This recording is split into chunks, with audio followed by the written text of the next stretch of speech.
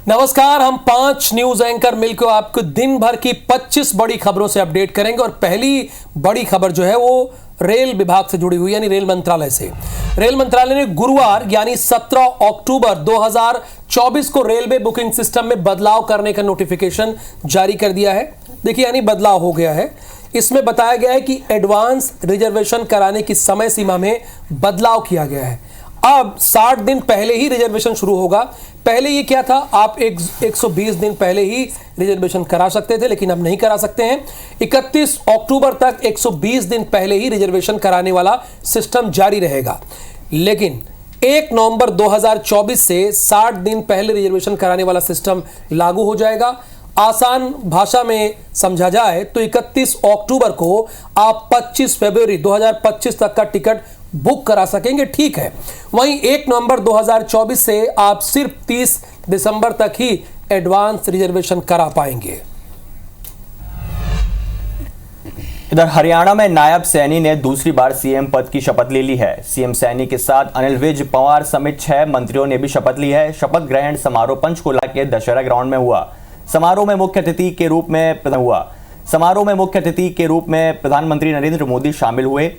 शपथ ग्रहण में भाजपा अध्यक्ष जेपी नड्डा, केंद्रीय मंत्री अमित शाह, नितिन गडकरी और राजनाथ सिंह के साथ कई राज्यों के डिप्टी सीएम भी पहुंचे। शपथ ग्रहण के बाद पीएम मोदी ने भाजपा शासित मुख्यमंत्रियों के साथ बैठक ली है, जिसमें सीएम मोहन और सीएम साय शामिल हुए।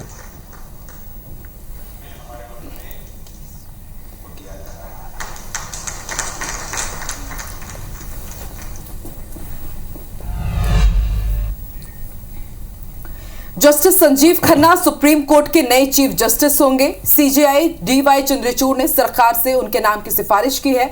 दरअसल chief justice of India Chandrachud 10 नवंबर साल 2024 को रिटायर हो जाएंगे। उससे पहले परंपरा के अनुसार मौजूदा सीजेआई अपने उत्तराधिकारी के नाम की सिफारिश तभी करते हैं जब उन्हें कानून मंत्रालय से ऐसा करने का आग्रह किया जाता है। सीजेआई चंद्रचूड़ के बाद वरिष्ठता की सूची में जस्टिस संजीव खन्ना का नाम शामिल है, इसलिए जस्टिस खन्ना का नाम आगे बढ़ाया गया। हालांकि उनका कार्यकाल सिर्फ 6 महीने का होगा। 64 साल के जस्टिस खन्ना 13 मई साल 2025 को ही रिटायर हो जाएंगे। बताते हैं कि जस्टिस खन्ना ने सुप्रीम कोर्ट जज के तौर पर 65 फैसले लिखे हैं। इस दौरान वो करीब 275 बेंच का हिस्सा भी रहे।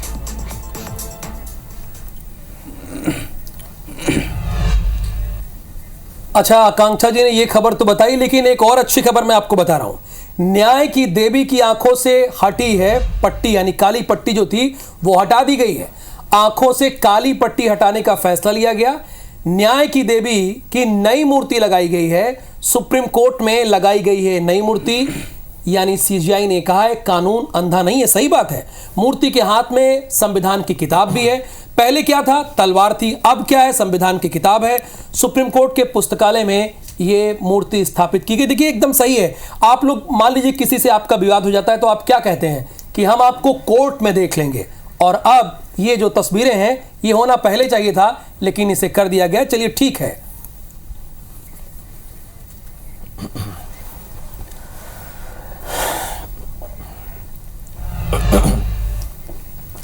और उत्तर प्रदेश के बहराइच जिले में हुई हिंसा के 2 आरोपियों का एनकाउंटर हो गया है। आरोपी नेपाल भागने की फिराक में थे। घटना वाले दिन से पुलिस इनके पीछे लगी हुई थी। आज पुलिस को इनकी लोकेशन हाथ लगी और इसके बाद इनको ट्रैक किया गया। जिन आरोपियों का एनकाउंटर हुआ उनके नाम सरफराज उर्फ रिंकू और फहीम है।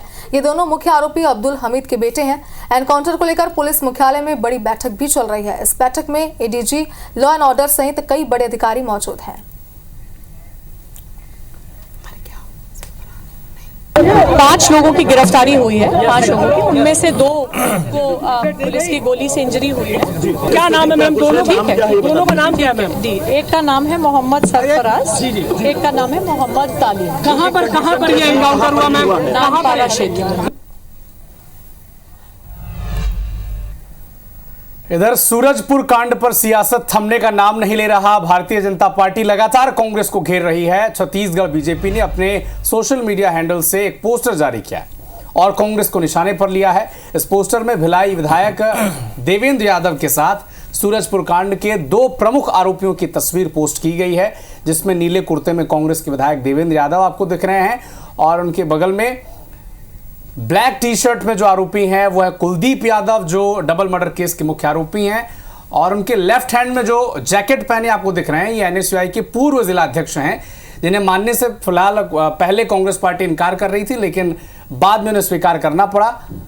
और पोस्ट में लिखा है कि खूब जमेगा रंग, जब जेल में बैठेंगे 3 यार, होंगे हर अपराधी जेल में, जीरो टॉलरेंस है विष्णु सरकार। साथ ही एक वीडियो भी जारी किया है जिसमें सूरजपुर कांड का जो सह आरोपी है चंद्रकांत चौधरी, ये पीसीसी चीफ दीपक बैज और मोहन मरकाम के साथ न्याय यात्रा में नजर आ रहा है।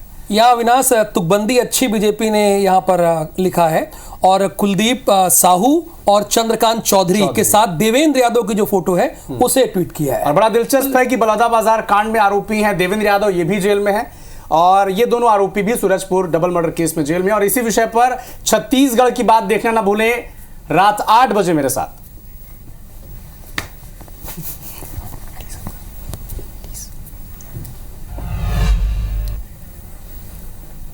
जहरीली शराब से 20 से ज्यादा लोगों की मौत बिहार के छपरा और सिवान में हो गई है। बिहार में शराबबंदी के बावजूद लगातार मौत के आंकड़े सामने आ रहे हैं। प्रशासनिक अधिकारी मौके पर पहुंचे हैं।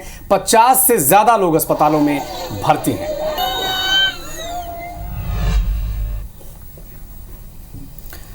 उज्जैन में स्वामी मूल योगी राज और महामंडलेश्वर प्रेमानंद पुरी महाराज का बयान चर्चा का विषय बना हुआ है। दरअसल उज्जैन में रामदेव कथा के दौरान कथावाचक स्वामी मूल योगी राज महाराज ने कहा है कि पृथ्वीराज चौहान ने बड़ी गलती कर दी थी, उन्हें दुष्टों के खानदान को ही नष्ट कर देना चाहिए था। वहीं निरंजनी अखाड़े के महामंडलेश्वर है प्रेमानंद पुरी महाराज, वो कथा के दौरान ये कहते हुए नजर आए कि बटोगे तो कटोगे। ये बयान जो अब वायरल हो रहा है, चर्चा में है, इसे मैंने पहले 10 साल ही दे दिया था सिंहस्थ के समय, जो आज चर्चा में है। सुनिए संतों के बयान।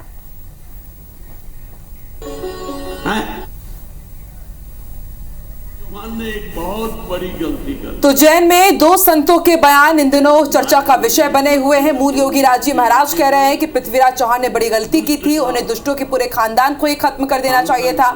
इसी तरह निरंजन अखाड़े के भी महामंडलेश्वर हैं, वो कह रहे हैं कि इन दिनों जो वायरल हो रहा है बयान बटोगे तो कटोगे, उत्तर प्रदेश के सीएम योगी आदित्यनाथ ने भी इसका जिक्र किया था। फिर प्रधानमंत्री नरेंद्र मोदी ने भी हरियाणा में चुनावी रैली के दौरान इसका जिक्र किया था। और अब आप देखिए, इनका कहना है कि 10 साल पहले जो सिंहस्थ हुआ था उसमें मैंने ये बयान दिया था 10 साल पहले, जो अब चर्चा का विषय बना हुआ है।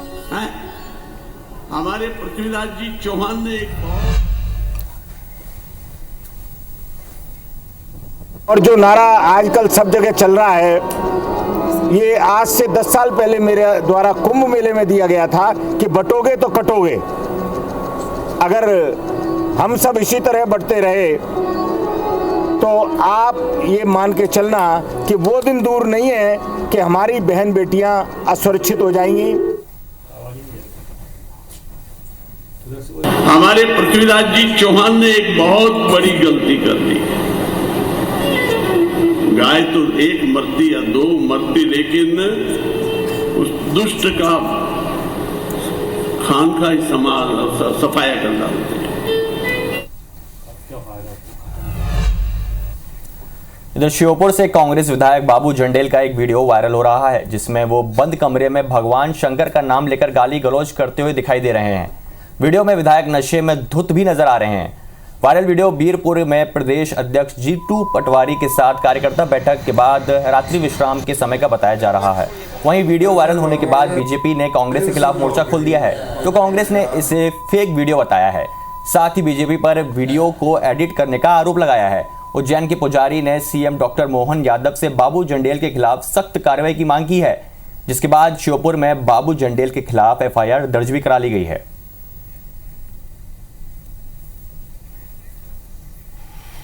कांग्रेस के नेता प्रतिपक्ष को देखना चाहिए जो नशे पर बड़ी बड़ी बात कर रहे थे। हमने तब भी कहा था कि कांग्रेस की दुकान नशे की दुकान बन चली। कांग्रेस के नेताओं के चरित्र हमने कई उदाहरण दिए थे, और ये एक और उदाहरण है कि किस प्रकार यहाँ इनके विधायक गंदी गंदी गालियां भगवान भोलेनाथ का नाम लेके बक रहे हैं। जिस प्रकार से उन्होंने भगवान भोलेनाथ का अपमान किया, जिस प्रकार से अभद्र गालियों का इस्तेमाल किया, उसके बाद जनता इनको छोड़ने वाली नहीं, और जनता इसका करारा जवाब इनको देगी।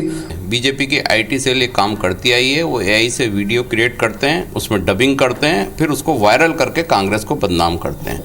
ये जांच का विषय है, एजेंसियों को जांच करना चाहिए, वीडियो की जांच होना चाहिए, उसके बाद ये आरोप लगना चाहिए कि उन्होंने गलत बोला, क्योंकि मुझे वो वीडियो एआई से बना हुआ प्रतीक होता है। इसकी हम निंदा करते हैं और मध्य प्रदेश सरकार से मांग करते हैं कि ऐसे व्यक्ति जो भगवान को अपमान करते हैं, ईश निंदा करते हैं, भगवान को गाली देते हैं, इनके ऊपर सख्त कार्रवाई होनी चाहिए।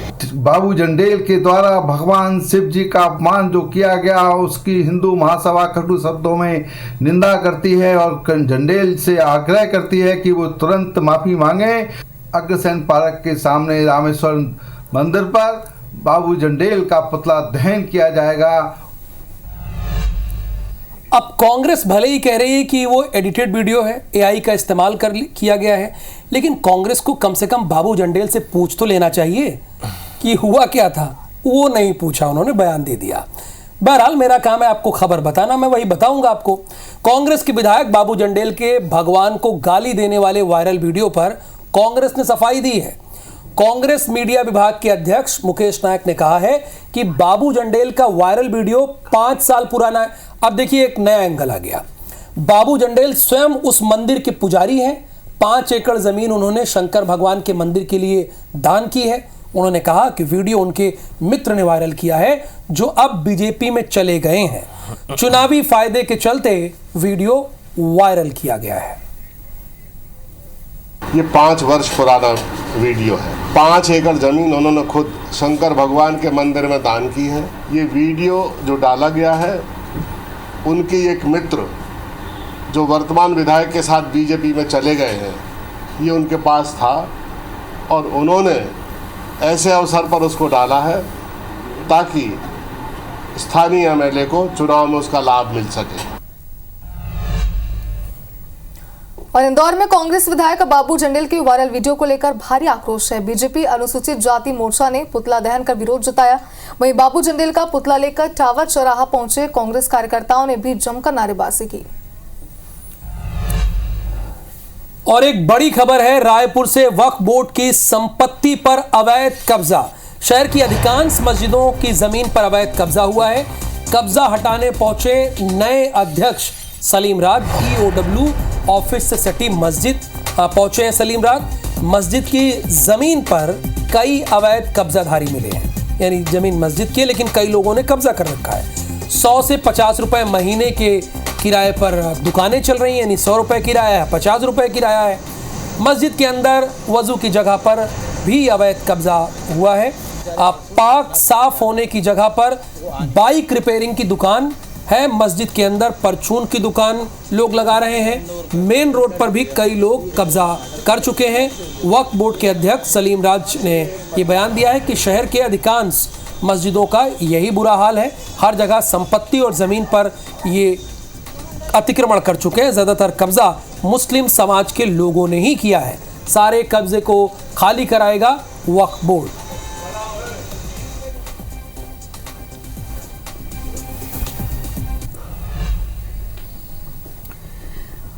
मुरैना में बीजेपी ने कांग्रेस के कई पदाधिकारियों को भाजपा में शामिल कर दिया है। कांग्रेस विधायक, प्रदेश महामंत्री समेत कई कांग्रेस के नेताओं को भाजपा ने अपना सदस्य बना डाला।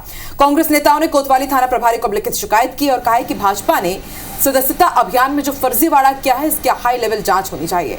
भाजपा अपने मेंबरशिप अभियान को महाअभियान कहकर कांग्रेस के नेताओं को ही फर्जी तरीके से सदस्य बना रही है। कांग्रेस के नेताओं का कहना है कि अभी पुलिस से शिकायत की, अगर बीजेपी नेताओं पर कार्रवाई नहीं हुई तो कोर्ट की शरण में भी जाएंगे। कांग्रेस ने मध्य प्रदेश में उपचुनाव के लिए प्रचार प्रसार तेज कर दिया है। पीसीसी चीफ पटवारी मंत्री राम निवास के गढ़ विजयपुर विधानसभा पहुंचे और कार्यकर्ता सम्मेलन में शामिल हुए। उन्होंने बीरपुर और विजयपुर में जनसभा भी की और कैबिनेट मंत्री राम निवास रावत के खिलाफ मोर्चा खोलते हुए कांग्रेस का प्रत्याशी ही जीतने का दावा किया है। उन्होंने मंत्री राम निवास रावत पर छल कपट कर बीजेपी में जाने का आरोप लगाया। जीतू पटवारी ने बीजेपी पर आरोप लगाते हुए कहा कि बीजेपी में एक वोट 5000 में खरीदने की रणनीति बनी है। उन्होंने कहा कि कांग्रेस जनता के बीच जाएगी और जमीनी स्तर पर काम करेगी। छत्तीसगढ़ से छत्तीसगढ़ सब इंस्पेक्टर भर्ती परीक्षा 2018 के अभ्यर्थी रिजल्ट जारी करने की मांग को लेकर गृह मंत्री के बंगले पर पूरी रात गुजारी है। उनकी ये मांग है कि रिजल्ट जारी होने तक वो वापस नहीं जाएंगे। एक तरफ मामले में लगी याचिकाओं को खारिज करते हुए हाई कोर्ट ने आदेश दिया है कि सरकार 15 दिन के भीतर और संभव हो तो रिजल्ट और नियुक्ति आदेश जारी करे। तो वहीं बुधवार को ही रिजल्ट जारी करने की मांग को लेकर अभ्यर्थियों को गृह मंत्री ने दिवाली या कुछ और दिन तक का इंतजार करने के लिए कहा। अच्छा बताइए आप लोग कि कितने दिन इंतजार करें? 2021 हो गया, 22 बीत गया, 23 बीत गया, 24 बीतने वाला है। कई लोग ओवर एज हो गए होंगे, लेकिन अभ्यर्थी नहीं माने। बहरहाल रिजल्ट जारी करने तक बंगले में रुकने की बात पर अड़े हुए हैं।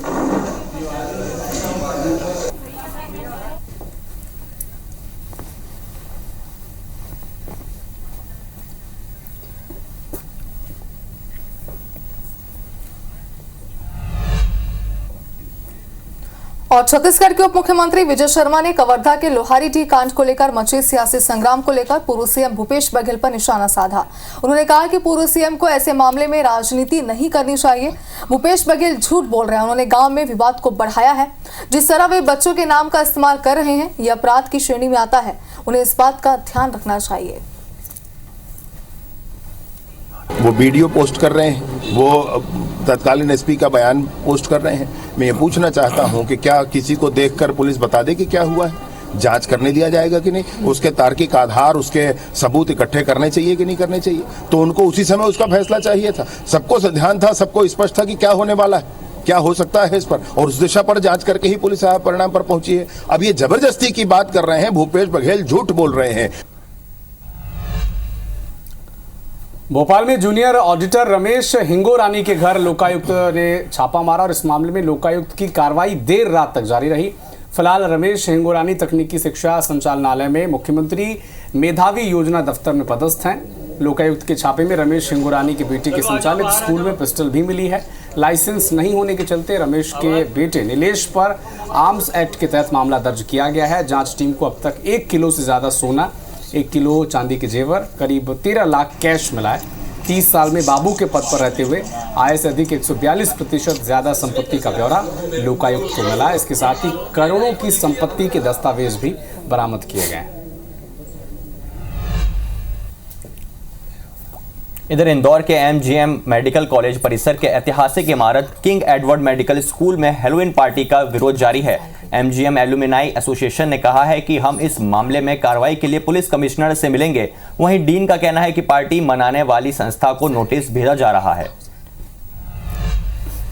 रायसेन में पाकिस्तान जिंदाबाद के नारे लगाने वाले, ये नारा लगाया गया, मैं नहीं कह रहा हूं, पाकिस्तान जिंदाबाद के नारे लगाने वाले आरोपी फैजान को हाई कोर्ट ने सजा सुनाई है। अब फैजान को महीने के 2 मंगलवार को 21 बार क्या कहना होगा, ये आप लोग भी बोलिए, भारत माता की जय कहना होगा। भारत माता की जय कहना होगा, ये नारा लगाना होगा। असल में रायसेन के रहने वाले फैजान ने पाकिस्तान के पक्ष में नारे लगाए थे। ये ठीक लाइन लिखी गई है, पाकिस्तान के पक्ष में नारे लगाए गए थे। इस मामले पर 17 मई को भोपाल के मिसरौद पुलिस थाने में एफआईआर दर्ज की गई। जांच के बाद ट्रायल कोर्ट में चार्जशीट भी पेश की गई। अब जबलपुर हाई कोर्ट ने 50,000 मुचलके पर सशर्त जमानत दी है।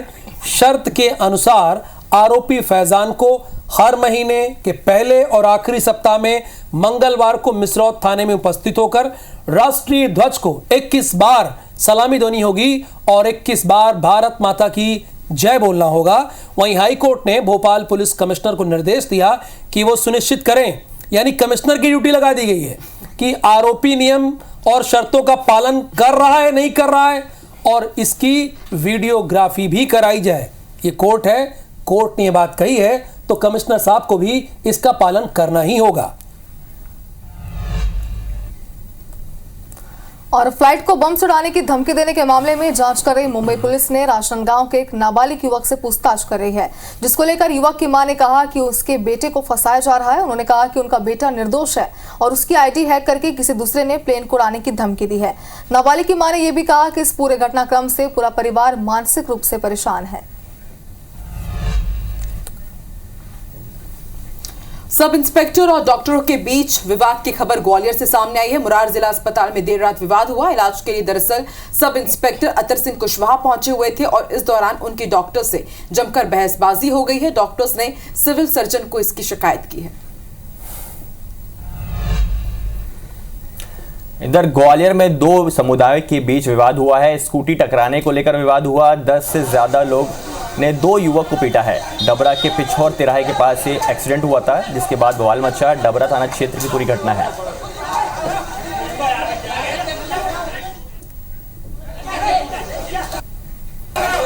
ग्वालियर से तस्वीरें आप देख रहे हैं। डबरा के पिछौर तिराहे के पास एक्सीडेंट हुआ, जिसके बाद 10 लोगों ने 2 युवकों को पीट दिया, जिसका वीडियो वायरल हो रहा है।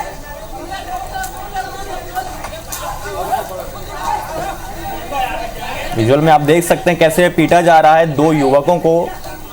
मामूली एक्सीडेंट हुआ, जिसके बाद लात घूसे चले हैं।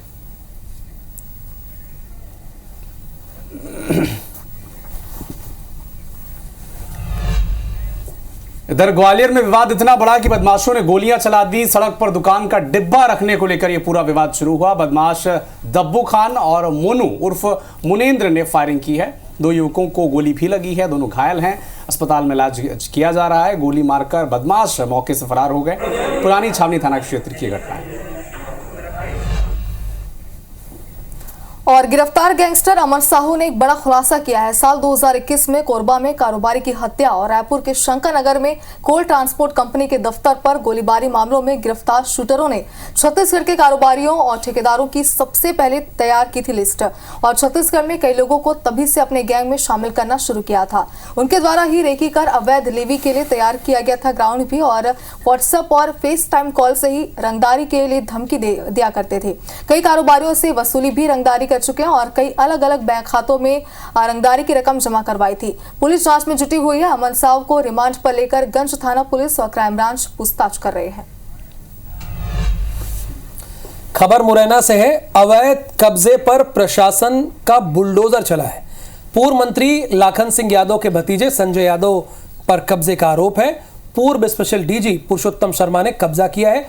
3 करोड़ से अधिक की सरकारी जमीन पर कब्जा कर रखा था। NH 552 जोरा इलाके में सरकारी जमीन पर इन्होंने कब्जा किया था। हाई कोर्ट के निर्देश के बाद SDM प्रदीप सिंह ने यह कार्रवाई की है। 5 एंकर 25 खबर में फिलहाल के लिए इतना ही, लेकिन आगे देखिए सरोकार। हम सभी को दीजिए अनुमति। नमस्कार।